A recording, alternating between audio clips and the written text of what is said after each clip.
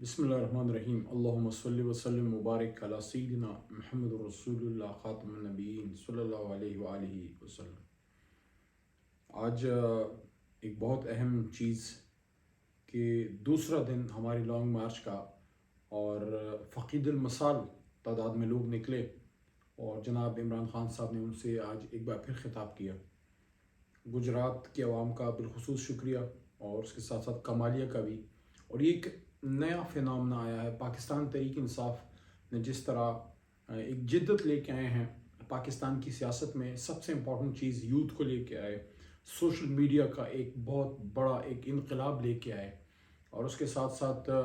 مختلف طریقوں سے جس طرح جلسوں میں عوام آتی ہے، اس میں قومی ترانے اور جلسوں کو جس طریقے سے ایک انڈسٹری کی شکل دے دی ہے۔ اور آج پاکستان میں جو لاکھوں کے جلسے ہوتے ہیں، پاکستان تحریک انصاف سے پہلے بھی جلسے ہوتے تھے، اس میں وہ جو جدت تحریک انصاف لے کے آئی ہے، جس طریقے سے عوام آتے ہیں، تو یہ ایک نیا ایک ہر دور کے تقاضوں کے مطابق ابھی خان صاحب چونکہ فٹ نہیں ہیں، خود نہیں جا سک رہے، تو لوگوں کا یہ خیال تھا کہ تحریک دم توڑ دے گی، لانگ مارچ نہیں رہے گا۔ اور یہ آپ دیکھ رہے ہیں ایک نیا فینامنا آیا ہے کہ خان صاحب لاہور میں اپنے زمان پارک میں اپنے گھر میں بیٹھ کے جب ایڈریس کرتے ہیں تو وہاں پھر ہزاروں لاکھوں لوگ سنتے ہیں، کچھ وہاں بیٹھ کے جلسے میں آ کے اور کچھ اور جگہوں پہ جا کے، اور جس طریقے سے وہاں لوگ نکلے ہیں میں ان کو اپریشیٹ کرتا ہوں۔ اور خان صاحب نے آج ایک بار پھر اندیا دیا ہے اور بڑی امپورٹنٹ باتیں آج پھر کی ہیں۔ ایک تو کل جو انہوں نے پہلے دن لانگ مارچ کی ریوائول کے بعد وزیر آباد میں جب خان صاحب نے اسپیچ کی، تو جو سپریم کورٹ کے چیف جسٹس صاحب کو انہوں نے ڈائریکٹلی خطاب کرتے ہوئے ان کے سامنے التجا رکھی کہ وہ ان کے معاملے کا نوٹس لیں، اور جو انہوں نے 3 شخصیات کا نام لیا ان کو ضرور بلایا جائے، اور ان کا کہ میں اپنی گزارشات اور اپنی جو بھی ثبوت ان کے پاس ہیں، جو ان کے پاس ان کے جو خدشات ہیں وہ سامنے رکھیں گے۔ تو میری توقع ہے کہ محترم چیف جسٹس صاحب اس کا ضرور نوٹس لیں گے، کیونکہ سابق وزیر اعظم نے جو ان پہ ایک قتل کا حملہ ہوا، تو اس کا جو انہوں نے الزام لگایا ہے وہ بھی موجودہ وزیر اعظم اور کچھ اور اہم لوگوں پہ، تو اس کا تو ضرور نوٹس دیا جانا چاہیے سپریم کورٹ آف پاکستان کے لیول پہ، تاکہ دودھ کا دودھ اور پانی کا پانی ہو جائے۔ اور اس کے ساتھ ساتھ جو آج عمران خان صاحب نے بات کی ہے، انہوں نے میاں شہباز شریف صاحب کی جو لندن یاترا ہے ان کی، اس پہ انہوں نے سخت تنقید کا اظہار کیا ہے۔ ظاہر ہے ہر طرف امپورٹنٹ جو اس وقت اپوائنٹمنٹ ہونی ہے سپہ سالار کی، جو نئے سپہ سالار نے ٹیک اوور کرنا ہے، تو موجودہ باجوہ صاحب کے جانے کے بعد اس پہ ہر طرف چائے مگوئیاں گفتگو ہو رہی ہے، تو عمران خان صاحب نے اس پہ سخت تنقید کا نشانہ بنایا ہے شہباز شریف کو، وزیر اعظم کو، کہ آپ لندن جا کے میاں نواز شریف صاحب بے شک آپ کے بھائی ہیں، بے شک آپ کی جماعت کے رہبر ہیں، لیکن اس وقت وہ ایک مجرم ہیں اور ملک سے فرار ہیں اور عدالتیں ان کو بلا رہی ہیں، اور اتنے اہم اپوائنٹمنٹ پہ اگر آپ ان سے جا کے مشورے کر رہے ہیں، آپ وزیر اعظم ہیں اور آپ فیصلہ کریں۔ خان صاحب نے تو خود کہہ دیا ہے کہ ان کا کوئی فیورٹ نہیں ہے، جتنے بھی جو لیفٹنٹ جنرل صاحبان جو اس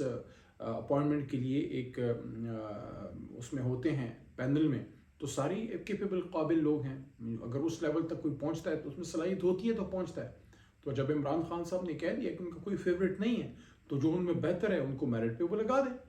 تو اس میں جا کے اس طرح اس چیز کو کنٹروورشل کرنا یا اس کو گفتگو کا ایک محور بنا دینا سٹنگ وزیر اعظم کی طرف سے، شہباز شریف صاحب کی طرف سے، کہ جا کے اب لندن بیٹھے ہوئے ہیں، یہ دوسرا تیسرا دن ہے، اب ادھر جا کے بیٹھے ہوئے ہیں۔ اور ایک تو یہ جو وزیر اعظم کا بار بار لندن جانا ہے، مجھے تو اس کی نہیں سمجھ آتی کہ ہم یہ لندن فوبیا سے نکلیں گے کب؟ یہ ہم ان کے کیوں دست نگر بن کے رہ گئے ہیں؟ 75 سال پہلے قائد اعظم محمد علی جناح نے ہمیں آزادی لے کے دی، مسلمانان ہند اکٹھے ہوئے پاکستان کے جھنڈے تلے اور پاکستان بنایا، لا الہ الا اللہ محمد الرسول اللہ کے نام پہ۔ ہم آج بھی 75 سال بعد جو ہے ہماری یاترائیں ختم نہیں ہوتی لندن کی، ہم آج بھی ادھر جا کے ہمارے فیصلے لندن میں ہوتے ہیں۔ تو اس پہ آج خان صاحب نے بڑا حرف تنقید بھی بنایا ہے، اور میں خود بھی یہ فیل کرتا ہوں کہ بس کریں بھائی، آ جائیں واپس اسلام آباد میں، پاکستان کے فیصلے اسلام آباد میں ہونے دیں، بلکہ ہم تو اس دور کے متلاشی ہیں اور اس کے لیے ہم تگ و دو کر رہے ہیں، اور ہم سب پوری پاکستانی قوم محنت کرے گی اس کے لیے کہ بجائے اس کے کہ ہم اپنے فیصلے لندن اور واشنگٹن سے کروائیں، پاکستان اسلام آباد کو اتنا طاقتور بنائے کہ دنیا کے فیصلے اسلام آباد میں ہوں۔ لیکن اس کے لیے ہمیں اپنی سوچ بدلنی ہوگی نا، اس کے لیے ہمیں تھوڑا سا اپنے پیروں پہ کھڑا ہونا ہوگا، اپنا تھوڑا سا جو قومی غیرت و اہمیت ہے اس پہ ہمیں سودے بازی نہیں کرنی ہوگی، اپنے فیصلے خود کرنے ہوں گے۔ لیکن پتہ نہیں قائد اعظم کے ساتھی اور علامہ اقبال شاعر مشرق جو ہیں، شاعر مشرق کا یہ شعر مجھے تو سمجھ آ گیا ہے اور خان صاحب نے قوم کو سمجھایا ہے، پتہ نہیں میاں نواز شریف صاحب اور شہباز شریف صاحب کو اور ان کے ساتھیوں کو، پی ڈی ایم والوں کو نہیں سمجھ آتی کہ غیرت ہے بڑی چیز جہاں تگدوں میں، غیرت ہے بڑی چیز جہاں تگدوں میں، پہناتی ہے درویش کو تاج سر دارا۔ یہ ہماری غیرت، قومی غیرت و اہمیت کے خلاف ہے کہ ہمارا وزیر اعظم ہر دوسرے تیسرے چوتھے ہفتے جا کے وہاں لندن بیٹھا ہو۔ ان کا تو کوئی نہیں اس طرح آتا۔ آپ ٹورسٹ بنے ہوئے ہیں، آپ گئے ہیں COP 27 میں، آپ نے شرکت کی ہے، سیدھا ملک میں واپس آئیں، آپ وہاں جا کے بیٹھ گئے۔ یہ پاکستان کا وزیر اعظم نہ ہوا، کوئی ابن بطوطہ ہو گیا کہ آپ around the world in 80 days ہر تیسرے ہفتے وہاں پہنچے ہوتے ہیں۔ تو خدا کا واسطہ ہے، یہ سب کو میں کہہ رہا ہوں، جتنے اور بھی سیاستدان ہیں، یہ لندن کبھی سیر کے لیے جایا کریں بچوں کے ساتھ، اور یہ اس طرح سے نہ کریں کہ پاکستان کو آپ نے دست نگر بنا دیا۔ دنیا مذاق بنا رہی ہے، ہمارا وزیر اعظم تو روز ادھر کسی گلی میں پھر رہا ہوتا ہے، تو یہ تو مناسب نہیں ہے، تو ہماری قومی غیرت و اہمیت کے خلاف ہے۔ کبھی کوئی سوچ سکتا ہے کبھی کوئی سوچ سکتا ہے کہ انگلستان کو تو چھوڑیں، کوئی موزمبیق کا بھی وزیر اعظم اسلام آباد آ کے بیٹھ کے اپنے ملک کے فیصلے اسلام آباد کرے، کوئی چھوڑے گا کوئی نہیں اس کو موزمبیق میں واپس؟ تو یہ تو بڑا قابل افسوس ہے۔ اور ساتھ میں جو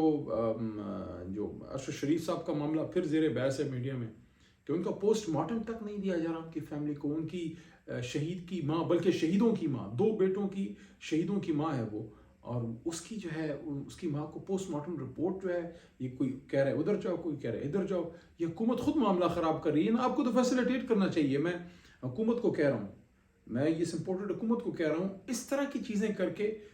آپ مفت کا شک لوگوں کے دلوں میں ڈال دیتے ہیں۔ آپ تو خود فیسیلیٹیٹ کریں، وہ اماں جی کو جانا ہی نہ پڑے، وہ عدالت جانا ان کو پڑ رہا ہے کہ اپنی بیٹے کی شہید کی پوسٹ مارٹم رپورٹ تک ان کو نہیں مل رہی۔ یہ کتنے شرم کی بات ہے، یہ حکومت کا کام ہے کہ کس کا کام ہے؟ تو اس طرح سے تو نہ کریں آپ، جو ہے وہ بیچاری کو، ان کو جو ہے، اور خاص کر جو انٹیریئر منسٹر صاحب نے بات کی ہے، جو رانا ثناء اللہ نے جو 2-3 دن پہلے جو انہوں نے بات کی ہے کہ ارشد صاحب پہ شہید صحافت ان کا باقاعدہ ٹارگٹ کلنگ ہوئی ہے، یہ انٹیریئر منسٹر کہہ رہے ہیں۔ تو جو پاکستان کا وزیر داخلہ یہ بات کر رہا ہے، یہ تو بڑی سیریس بات ہے۔ مطلب ہے کہ وہ جو پہلے ایک بحث چلی تھی، پاکستانی میڈیا میں چلی تھی یا چلوائی گئی تھی، پتہ نہیں کدھر سے وہ خبریں ٹکریں چلیں کہ پولیس نے غلطی سے مسٹیکن آئیڈینٹی کا کیس ہے، اور پھر یہ بات ہوئی کہ جناب وہاں کوئی بچہ ہوا ہو رہا تھا، رات کی اس کو بچہ ہوا ہو رہا تھا،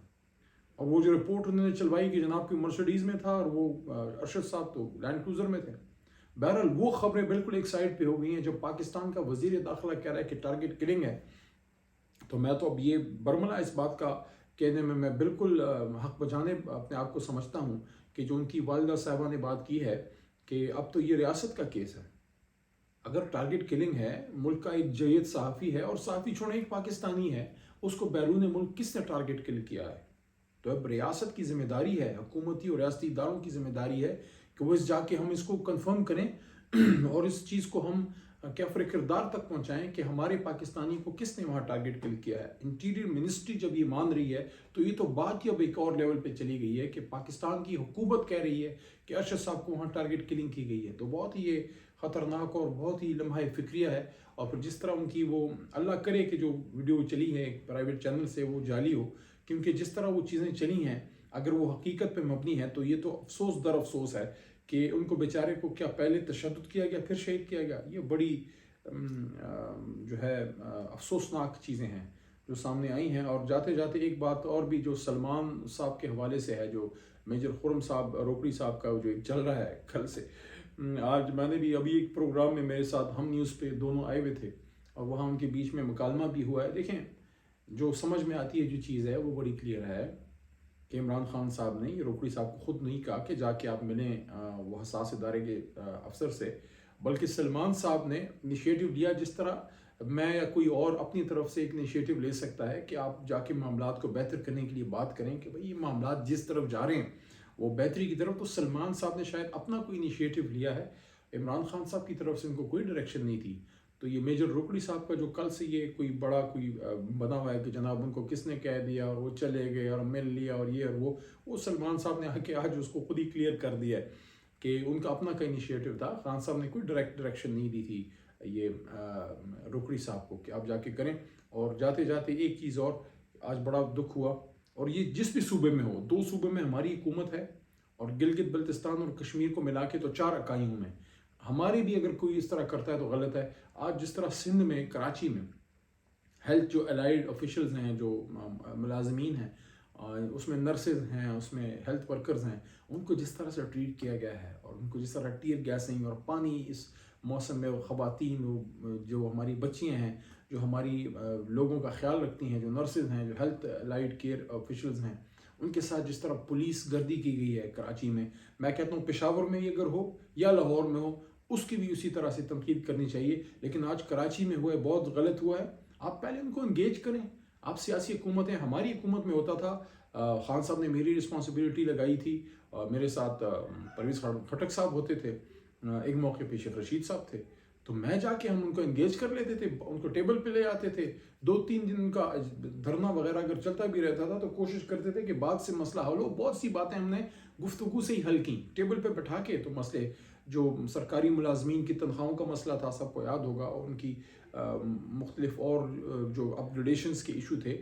تو ہم نے حل نہیں کیا. پھر جو ٹی ایل پی والا معاملہ ہوا, خان صاحب نے میری رسپانسبلٹی ایک ڈالی, میں گیا لاہور اور ان کی تمام سعد رضوی صاحب سے, ان کی تمام لیڈرشپ سے اور اداروں کے ساتھ بیٹھ کے ہم نے اس کو حل نہیں کیا پرامن طریقے سے. تو یہ بھی لوگ کریں, سیاسی حکومت کس لیے ہوتی ہے؟ اس طرح تو ڈکٹیٹرشپس میں ہوتا ہے نا کہ آپ کے اگر وہ نکل آئے ہیں, میں کہتا ہوں غلط ان کے مطالبات ہیں, لیکن یہ طریقہ تو مناسب نہیں ہے. میں سمجھتا ہوں اگر ہمارے صوبوں میں بھی کبھی ہو تو میرے خیال میں ادھر بھی نہیں ہونا چاہیے, جدھر بھی خاص کر یہ ہیلتھ آفیشلس یا جو اساتذہ کرام جب کبھی نکلتے ہیں, استادوں کے ساتھ جو ہم کرتے ہیں وہ بھی خدا کی پناہ. ہماری ایک جمہوریت ہے, اس میں آزادی اظہار رائے ہے, لوگ اپنے حق کے لیے نکل کے اگر کوئی بات کرتے ہیں تو آپ ان کو سنیں, برداشت کریں, اور ان کے اگر حل نہیں کر سکتے تو کم از کم ان کی بےزتی نہ کریں, ان کو ٹارچر نہ کریں, ان کو سر بازار اس طرح ان کے ساتھ اتنی پولیس, اتنی ٹیئر گیسنگ اور اس طرح جو ان کے ساتھ زیادتی ہوتی ہے وہ نہیں ہونی چاہیے. بہرحال اللہ پاکستان کا بہتر کرے, اللہ بھلا کرے, انشاءاللہ پاکستان بہتر ہوگا. لیکن ہمیں صبر سے, تدبر سے اور حکمت عملی سے کام لینا ہوگا. پاکستان زندہ.